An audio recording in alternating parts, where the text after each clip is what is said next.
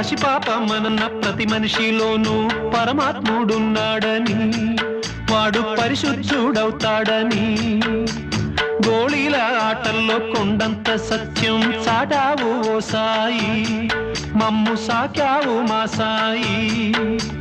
వాసనలు వేరైన వర్ణాలు ఎన్నైన పూలన్నీ ఒకటంటివి, నిన్ను పూజించ తగునంటివి. మా తడిలేని హృదయాల దయతోటి తడిపి కలుపుల్ని తీసేస్తివి, మాలో కలతల్ని మాపేస్తివి.